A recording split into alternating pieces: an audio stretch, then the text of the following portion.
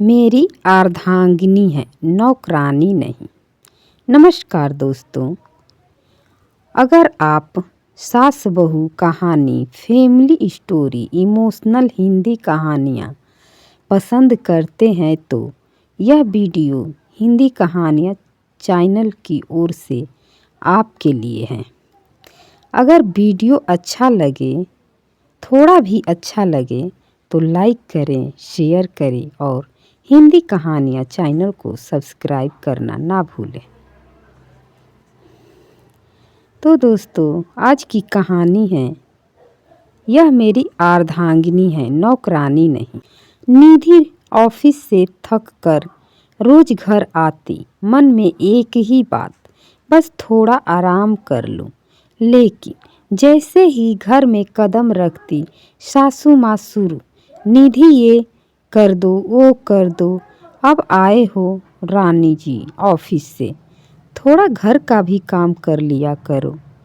थकी हुई निधि मुस्कुराकर सब काम करती, लेकिन अंदर ही अंदर टूट रही थी। पति राहुल रोज ये सब देखता पर चुप रहता, सोचता शायद माहौल खुद ठीक हो जाए। लेकिन एक दिन तो हद ही हो गई। राहुल घर आया और देखा कि निधि आंसू पोंछते हुए चुपचाप रसोई में खाना बना रही है। सासू माँ ऊपर से ताने दे रही थी, किस्मत फूटी थी जो ऐसी बहू मिली, काम का नाम नहीं। ये सुनकर राहुल अब और बर्दाश्त नहीं कर पाया। उसी समय उसने सबके सामने ऊंची आवाज में कहा, माँ, यह मेरी अर्धांगिनी है, नौकरानी नहीं। अगर इसे आराम चाहिए तो मिलेगा, और अगर यह घर के काम में हाथ बटाती हैं तो मैं भी घर का बेटा होकर हाथ क्यों नहीं बटा सकता। सासू माँ एकदम चुप। राहुल आगे बोला, निधि रोज ऑफिस में जितना काम करती हैं उतना तो हम सब मिलकर भी नहीं कर पाते। अब से घर के काम सब मिलकर करेंगे। और जहाँ तक बात तानों की है, वो आज से बंद। निधि की आंखों में आंसू थे, लेकिन इस बार दुख के नहीं, खुशी के। कुछ दिनों बाद माहौल बदल गया। सासू माँ भी मान गई कि बात गलत हो रही है।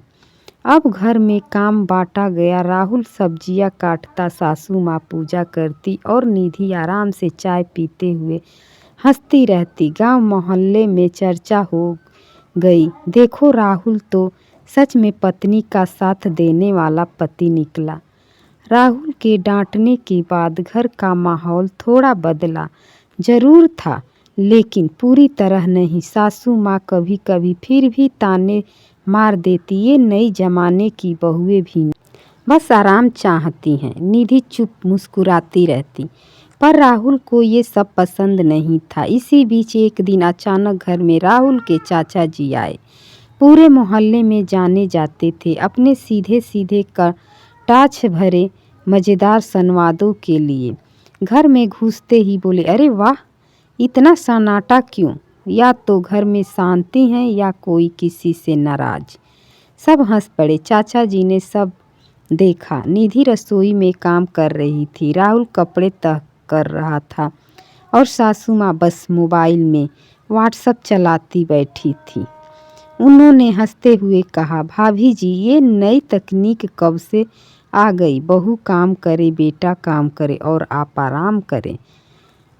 सासू माँ शर्मा कर बोली, नहीं नहीं, मैं तो बस ऐसे ही बैठी थी। चाचा जी बोले, बहू घर की रानी होती है, अगर उसे नौकरानी बनाओगे तो घर धीरे धीरे खंडहर बनते देर नहीं लगती। बहू खुश तो घर खुश। फिर निधि के पास जाकर बोले, बिटिया, तू बहुत काम करती है, थोड़ा आराम भी किया कर। और कुछ काम नहीं हो तो हम अंकल लोग क्या हैं, कम से कम चाय समोसे बनाने लायक तो हैं ही।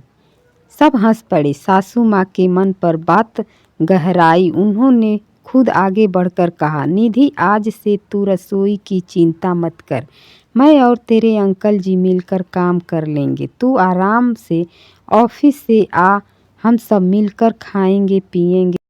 राहुल ने राहत की सांस ली। निधि की आंखों में चमक आ गई। चाचा जी ने मजाक में कहा, और हाँ भाभी जी, ध्यान रखना, बहू को सिर्फ बहू मत समझना, इस घर की बेटी समझना, क्योंकि बेटियां रोते हुए घर मिस करती हैं और बहुएं चुप रहकर। सबका दिल छू गया।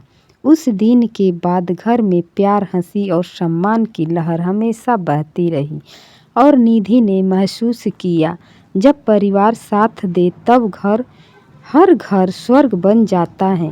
राहुल के डांटने के बाद घर में बदलाव तो आया, पर सासू माँ की पुरानी आदतें कभी कभी फिर उभर जाती। वो छोटा मोटा ताना मार देती और निधि हर बार चुप रहकर सब सह लेती। राहुल यह सब देखता उसे लगता कि सिर्फ एक बार बोलने से बात पूरी नहीं बदली है। एक शाम ऑफिस से लौटकर उसने निधि को सिर पकड़े बैठे देखा। निधि बोली, राहुल, मैं गलत नहीं करना चाहती, लेकिन माँ रोज ताने देती है, मैं थक जाती हूँ। राहुल ने उसका हाथ पकड़ा और बोला, आज मैं आखिरी बार इस घर की सच्चाई साफ कर दूंगा। वो सीधे अपनी माँ के पास गया और शांत आवाज में बोला, माँ, मैं आपसे नाराज नहीं हूँ, लेकिन मुझे अब सच कहना ही होगा। निधि हमारी बहू नहीं, हमारी बेटी है। हम उसे जितना प्यार देंगे वो इस घर में उतनी ही खुशियाँ भरेगी। अगर वह दुखी रहेगी तो घर कभी खुश नहीं रह सकता। सासू माँ चुप रही। राहुल आगे बोला, आपने मुझे बचपन से सिखाया था कि औरत को सम्मान देना चाहिए, तो फिर मेरी पत्नी का सम्मान क्यों नहीं? ये सुनते ही सासू माँ की आंखें नम हो गई। उन्होंने धीरे से निधि का हाथ पकड़कर कहा, बेटा, मुझे माफ़ कर देना, मैं तुम्हें बहू समझकर गलत कर रही थी। अब तो तू मेरी बेटी है और बेटी से घर नहीं चलवाते, घर उसके लिए चलाते हैं। निधि की आंखों में चमक आ गई। पहली बार उसे लगा ये सिर्फ उसका ससुराल नहीं, उसका घर है। उस दिन के बाद माहौल बदल गया। घर में ताने नहीं, मुस्कानें थी। काम बांटा गया, हर कोई अपनी जिम्मेदारी निभाता। निधि अब थक कर नहीं, खुश होकर ऑफिस से लौटती। राहुल और निधि शाम को साथ चाय पीते और सासू माँ हंसते हुए पास बैठती। बस इतना, जहाँ इज्जत और प्यार होता है वहीं घर स्वर्ग बन जाता है, और जहाँ बहू को बेटी माना जाए वहाँ भगवान भी खुश होकर बस जाते हैं। यह कहानी प्रस्तुत की गई है हिंदी कहानियाँ चैनल की ओर से। दिल को छू जाने वाली हर कहानी सिर्फ यहाँ मिलेगी। धन्यवाद दोस्तों। अगर वीडियो पसंद आए तो लाइक शेयर करें और कमेंट में बताएं कैसी लगी।